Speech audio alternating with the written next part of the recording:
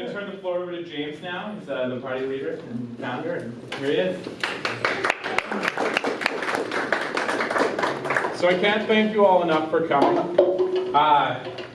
This party, like David mentioned and Joey, a lot of people here are new faces. They've just kind of heard about the party over the last little while. But for me, it's been a bit of a long journey. It's actually our 15th anniversary, just went by a few nights ago. So people hear that and they're like, wow, 15 years, just hearing about it now. But for me, the passion that I have for politics is something that I identified early, right? I grew up here in BC. I saw how wonderful our province is. You know, I think we have this great, diverse, multicultural population here in the Lower Mainland. You know, people don't get along perfectly, but I think that compared to a lot of other places, we do a pretty good job of sharing cultures with each other and listening and respecting each other. And I think that we have an opportunity based from that, because people come from different places, from different backgrounds, they have different experiences, they bring different ideas to the table. And through that, it kind of generates ideas that can benefit all of BC.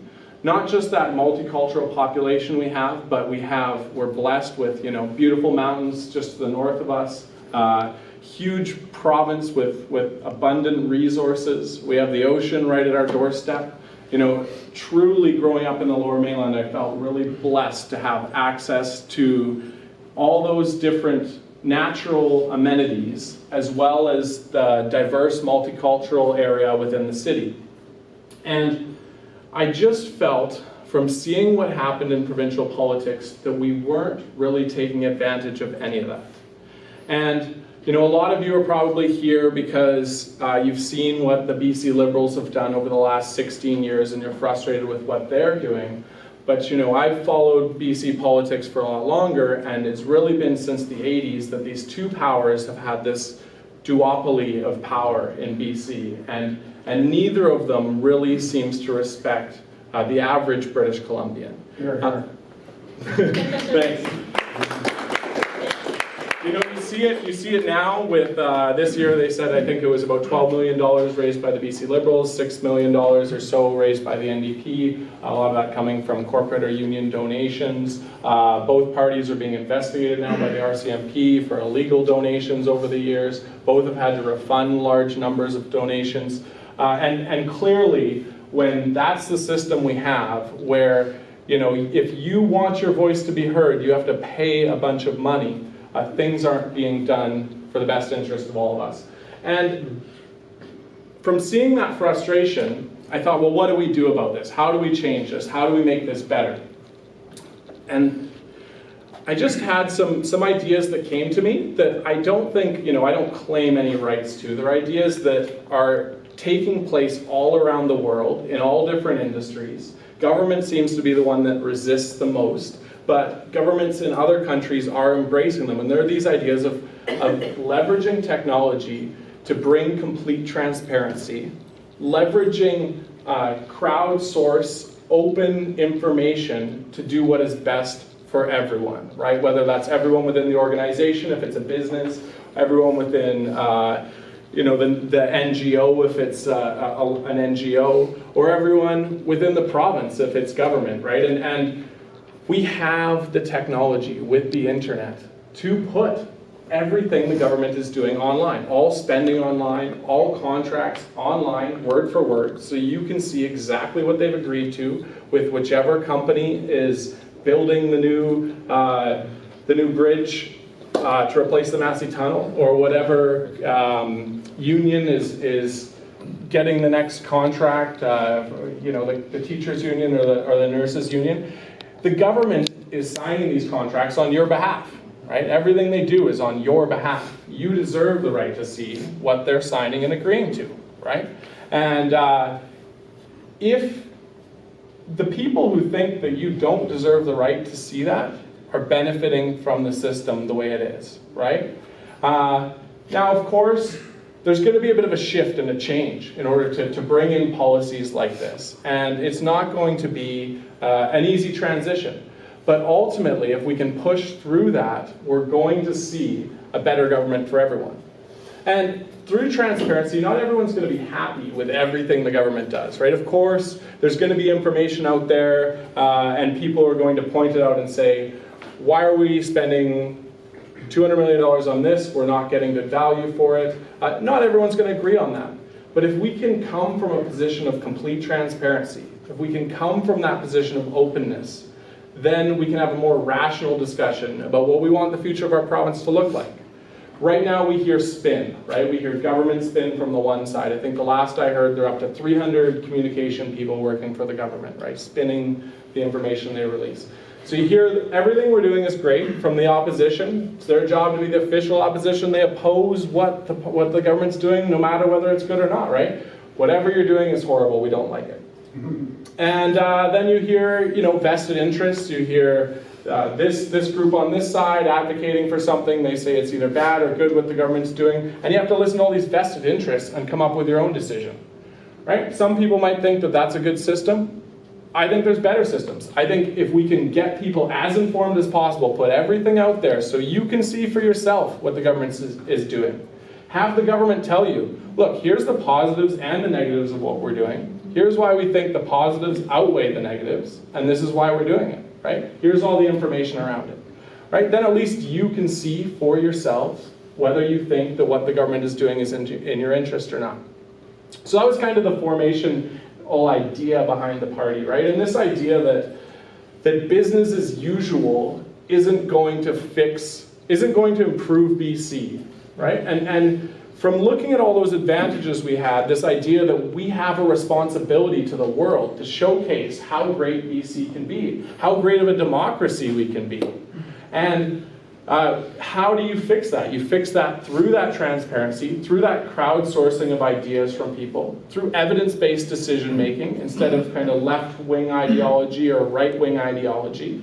And through all of that, we can help look after the people in BC, and then we can help reduce taxes. I was just looking at the stats the other day. I think we're up to $66 billion in tax, $2.9 billion we spend in interest every year, right? What can that $2.9 billion do every year? If we were putting that towards services instead of putting that towards interest payments on the debt, right? So if we can showcase the money's being spent effectively, we can provide better services for people. And I was at Brett, one of our candidates. He was at a panel last night, and we got to listen to Adrian Dix, because Brett's running against Adrian, and they were asking some questions about, what are you going to do for healthcare? What are you going to do for education? And it's all, we need more resources, we need more resources, we need more resources, right? It isn't just about resources. Technology is providing us the opportunity to change the way things fundamentally are done in government, right? We've heard great ideas from people within those systems on ways you can improve things that don't require more money.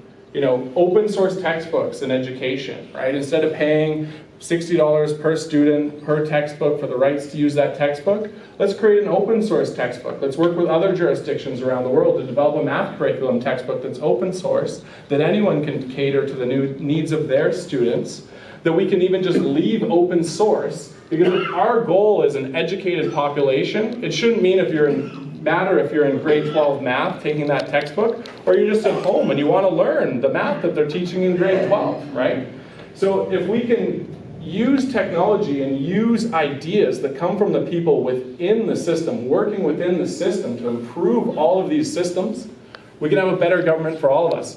So I really appreciate you all being here. I said this is a long journey for me. I had to focus a little bit on my career outside of politics, right? I knew that this was what I wanted to do. I had this passion, I had these ideas, but you got to pay the bills. So focused on the career outside of politics, got my electrical red seal, did a little bit of that, and now I'm able to kind of step back a little bit and try and grow the party a little bit more. And it's really been over the last 3 years, 2 to 3 years, that we've really seen tremendous growth. And it's thanks to a lot of you here today that have been out there. When we've had meetings like this and there's 2 people in the room, right? And we're trying to go out flyering, and there's 2 or 3 of us out there giving out flyers to people, right? And it's tough, right? But the thing about it is, everyone you talk to that hears these ideas is like, yes, common sense, right? And that's why I say I don't own, like, it's not like these are my ideas, they're just ideas. And I think they're common sense ideas. I think they're ideas that the time has come. And if we can get enough people working together to bring these ideas to the rest of BC, then the people of BC will elect candidates that believe in these ideas, right? And are really willing to bring these ideas forward. And it's not just about transparency, it's not just about evidence-based decision making, it's about listening to British Columbians. It's also about just doing politics differently. You know, Joey talked about the legally binding campaign promises. Let's not let politicians promise whatever they want and then get elected and get to spend the next 4 years doing whatever they want, right? And not what they've promised you. Let's outline exactly what we're going to do if elected, right? And so if you go to the website, you can see each of the candidates, you can see the promises they've made with their signature right there, outlined as a contract to the people of their constituency what they're doing. You know, as there's only 7 of us, maybe 8, it sounds like we might have a 9th person coming forward in the next little bit, running. It's not like we're going to form government. So if you look at the promises we've made, they're specific, they're measurable, they're deliverable for us if 1 of us is elected, or if 7 of us or 9 of us are elected. So there are things like hold a town hall meeting every 3 months in your constituency, open to the people of your constituency, so that you as an MLA can hear what the people of your constituency want. Right? That's not too much to ask, right? If we're paying someone $105,000 a year to sit in Victoria and make decisions on behalf of the people of their community, you should at least be forced to listen to what the people think, right? You don't necessarily, thank you. You don't necessarily have to do what they think, but you should be forced to at least listen, right? Make every document that you can possibly, that you can legally make public within 14 days of receiving it, unless it jeopardizes security or personal privacy, right? So that's our way of trying to follow through with that transparency. So if as an MLA you're given some document that's provided, instead of waiting for someone to file a Freedom of Information request to access that document, to find out, right? Freedom of Information request, as anyone who's filed one knows, they can be delayed, they can charge you money to get that information. They're not free. Yeah, exactly. Again, the government is doing this on your behalf. You deserve the right to see it, right? Let's put it out by default. Make that the default, that it's out there for you to see. So some of those ideas are kind of new to government, but they're not unique to us, right? And these things are being done around the world, and it's time for BC to do it as well. So I appreciate you all being here tonight.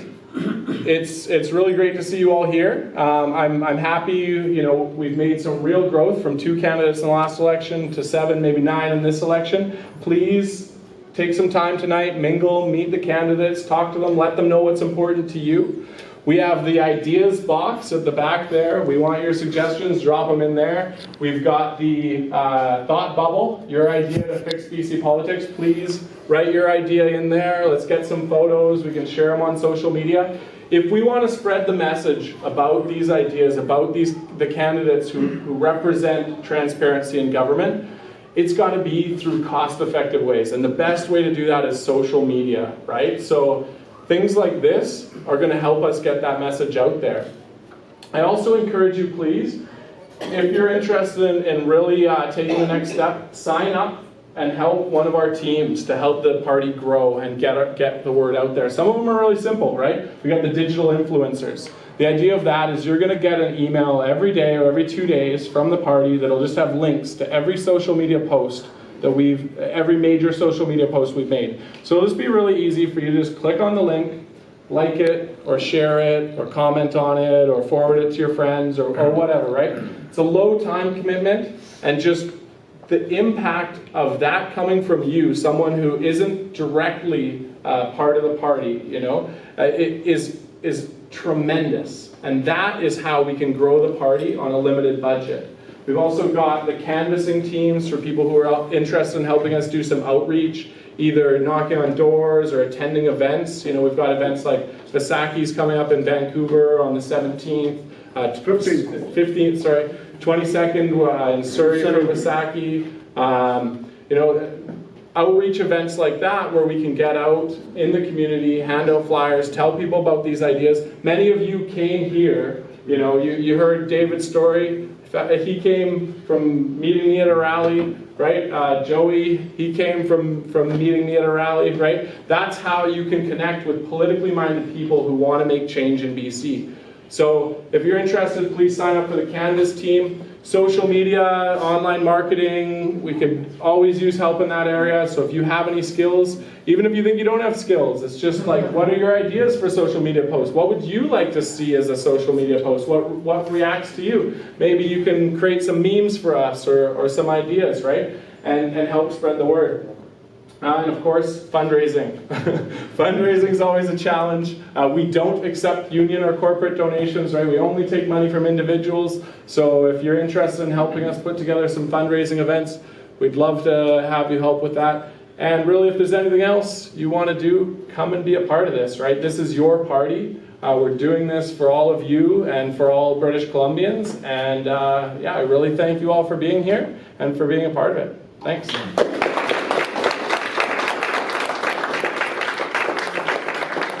Feel free to just mingle, have a beverage, have some food, fill out your ideas.